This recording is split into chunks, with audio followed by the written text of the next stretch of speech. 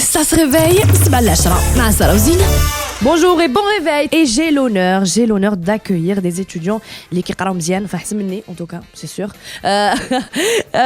غنرحب بليكول سوب تكنولوجي d'abord et l'équipe Green Must غنهضر مع عثمان en premier. عثمان صباح الخير عليك. صباح النور وتحية لجميع المستمعين et merci pour votre invitation. Bah écoute, c'est du plaisir, c'est que du plaisir parce que vraiment on a l'honneur de vous accueillir vu que vous préparez le projet super important. Je me retourne chez Ted. Bonjour Ted. Bonjour. Ça va? Ça va très bien. Ça se passe bien? Ça se passe super bien. Encore merci pour l'invitation. Bah écoute, le plaisir est partagé et on va parler un petit peu de ce que vous préparez. Hein, ce qui paraît, vous étiez premier, un projet super important. Oui. Green Must. Ted, tu peux m'expliquer un petit peu Green Must, pourquoi Green Must d'abord? En fait, Green Must, déjà, il répond à un besoin très bien particulier qui est la protection de l'environnement. Oui. Et donc, vu le problème majeur qui se pose et que nous avons constaté ici au Maroc, par exemple, nous avons pensé à allier les solutions informatiques à la protection de l'environnement et faciliter la collecte des déchets recyclables et la réutilisation de tout ce qui est déchets. Est-ce qu'il existe déjà des sites comme ça ou là, des idées comme ça auparavant ou là c'était vraiment la première pour vous, une première? En fait, on a eu une étude de l'existant, bien sûr, au préalable, avant de débuter notre projet. Et vraiment, on a bien benchmarké. Et vraiment, c'est un système qui n'existe pas. En fait, c'est un système qui est bien étudié. Et voilà, comme a dit mon collègue Ted, donc on propose une solution qui a pour objectif de mettre en relation les différents acteurs du recyclage, à savoir les collecteurs, les recycleurs, les gros producteurs. En fait, l'idée nous est venue, surtout est venue à notre collègue Ted, surtout par le concept de la restauration. En fait, en France, et quand vous pouvez le confirmer, par exemple, en France, on trouve les restes de nourriture qui sont exploités et réutilisés. C'est vrai. Qui sont distribués et pas qu'en France. Exactement. Hein, presque surtout à l'étranger. Voilà. Et ça commence maintenant à devenir déjà au Maroc. Donc, comme on disait, c'est en fait cette réutilisation, cette réexploitation de nourriture qui est distribuée aux associations, aux pauvres, par les ménages et par les entreprises, par les restaurants et par les hôtels. Donc, c'est par cela que nous est venue cette idée-là. Et pourquoi pas utiliser ce concept-là surtout dans un domaine qui subit vraiment, qui est la mauvaise gestion des déchets. Et surtout que le domaine du recyclage ou le secteur du recyclage est vraiment un domaine qui est très porteur.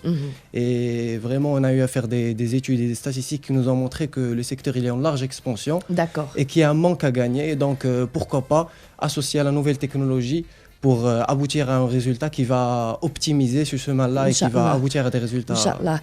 Ted, tu n'as pas peur un petit peu, vu est-ce que le Marocain ou le Maroc, est-ce qu'il le marché, est-ce qu'il demande ça en fait? Est-ce qu'il y a des demandes? Est-ce que ça, comme il a dit, bon, le marché est là, mais est-ce qu'il n'y a pas de risque en fait? Voilà. Bien sûr, il y a toujours des risques, mais je crois qu'il y a plus à gagner qu'à perdre.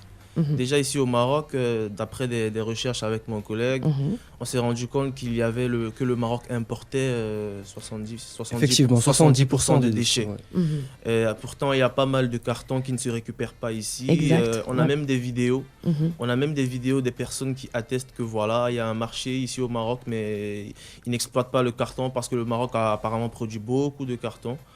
Donc voilà, on s'est dit que forcément la solution elle est universelle. En fait. Donc juste pour rebondir sur ce qu'a dit mon collègue Ted, juste pour vous éclaircir un chiffre qui est vraiment très surprenant, par exemple ici au Maroc et à l'image de l'Afrique, seulement 30% des produits utilisés sont recyclés.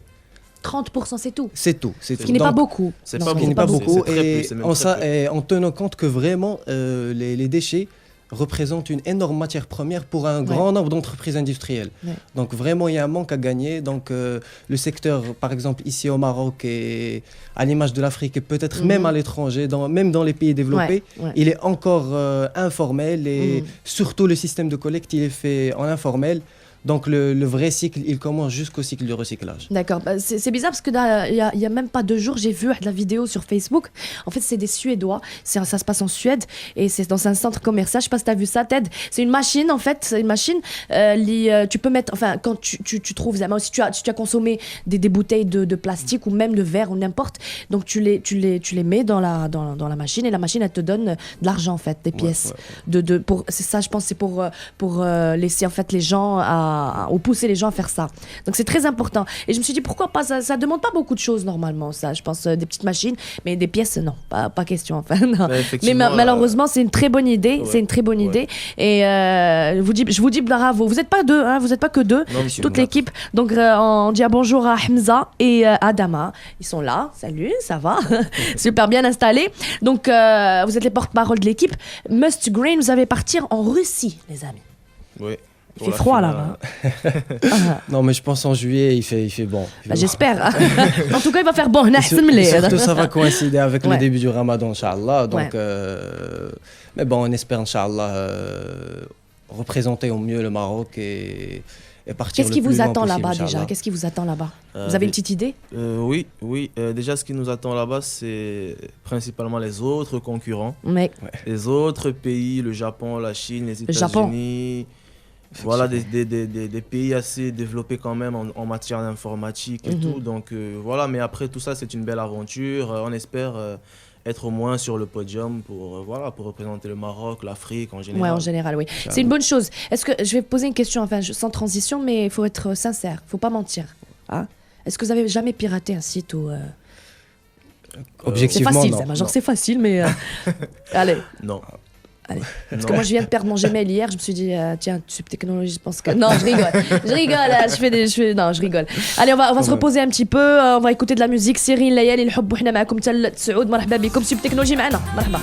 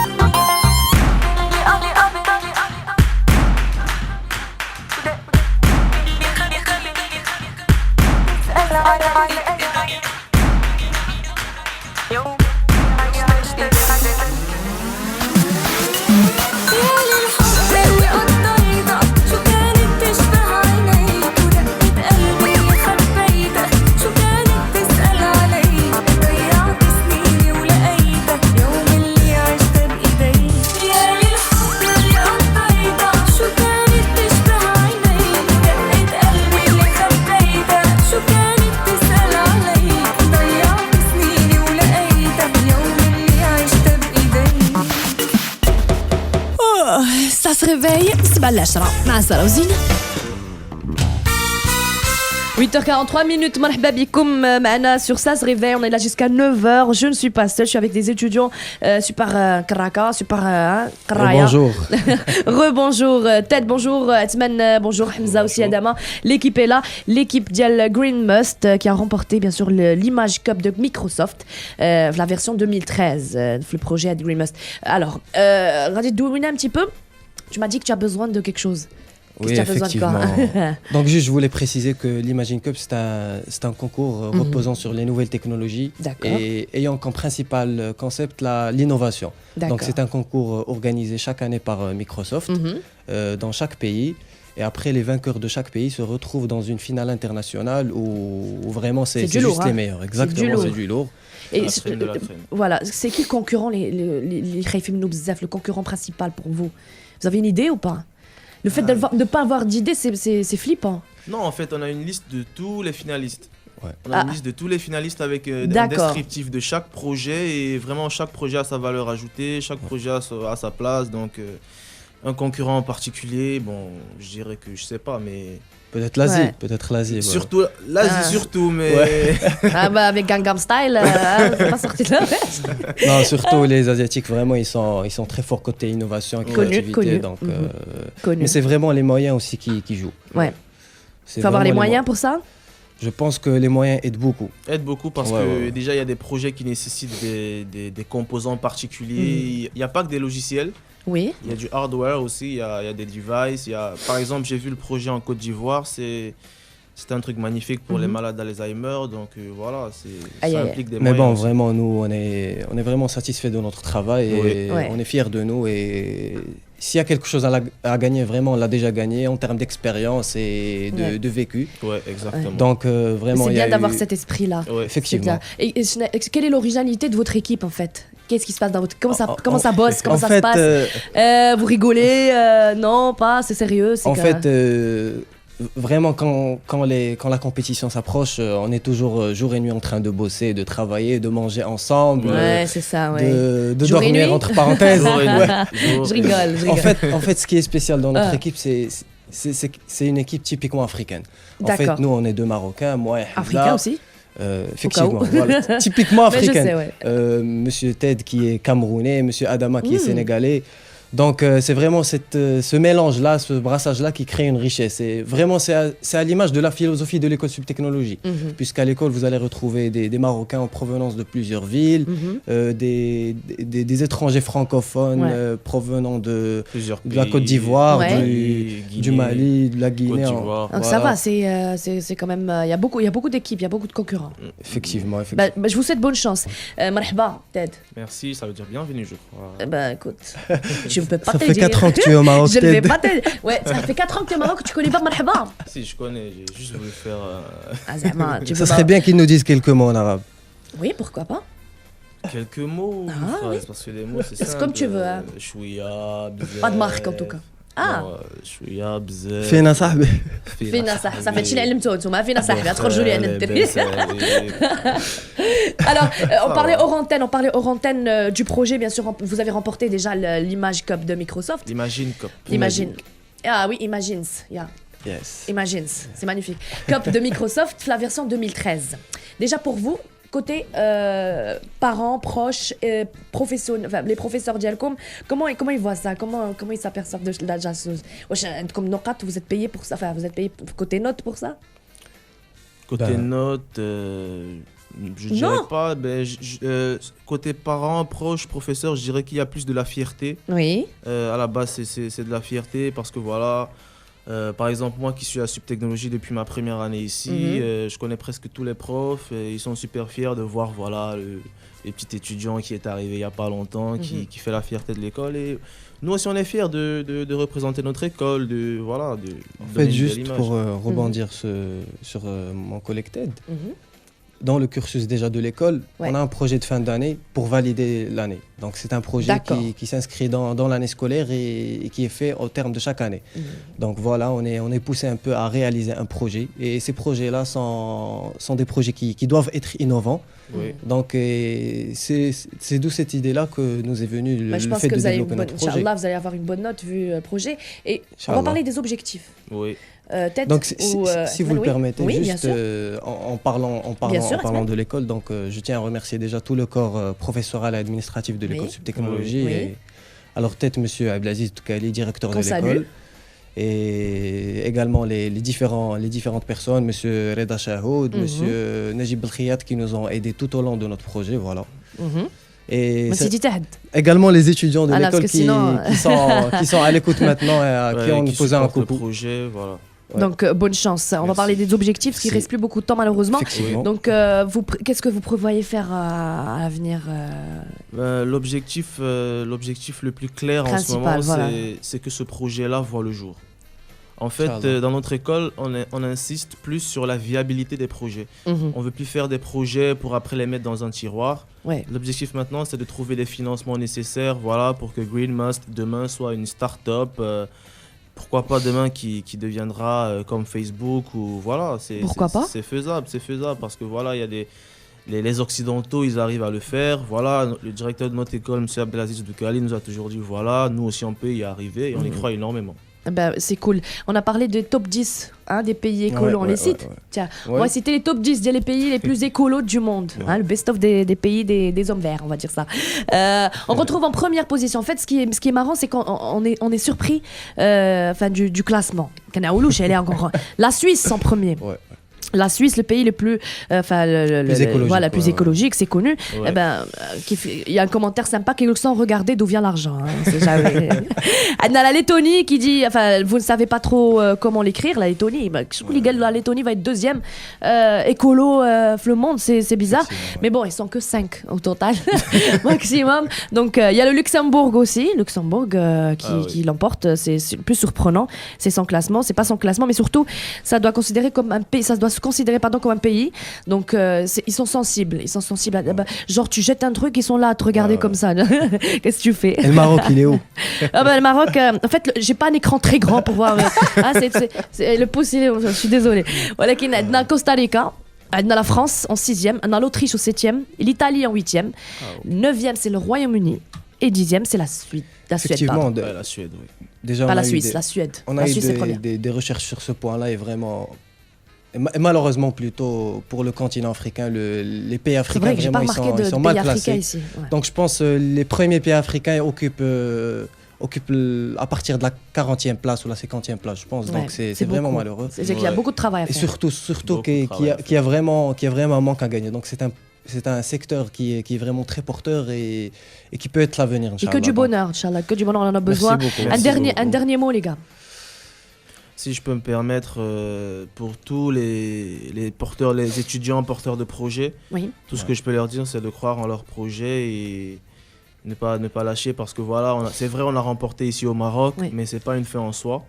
L'objectif, c'est de pousser le plus loin possible. Voilà. Donc, je rebondis sur TED et je peux rajouter aussi pour les investisseurs au Maroc ici qui sont encore beaucoup bloqués et qui ne croient pas aux qui ne croient pas beaucoup aux nouvelles technologies.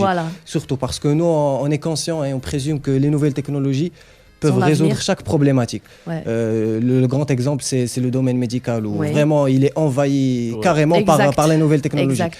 Donc vraiment, on espère, Inch'Allah, aboutir à ce projet-là et pourquoi pas le mettre à jour le plus prochainement, Inch'Allah. Je vous dis bonne chance, les amis, toute l'équipe, Adama, Hamza, Ted et Edmen, bonne chance. Merci beaucoup. On va vous suivre en tout cas, je serai là, Inch'Allah, à avoir vos contacts. Comme on vous appellera de la Russie. Ah, ça serait bien. Quand même, même si c'est juillet, le brd. Alors c'est Ramadan. Ramadan, surtout. Pas de hiha. Pas de hiha. Ah là là, pas de hiha. 8h56 minutes, les amis, je vous laisse passer un très bon week-end. كنشكر كاع الناس يتبعونا من الصباح من 7 حتى ل 9. اما انا je vous donne rendez-vous lundi à partir de 7h. Ciao ciao, bye et bon week-end. Bye. Et ça se réveille tous les matins.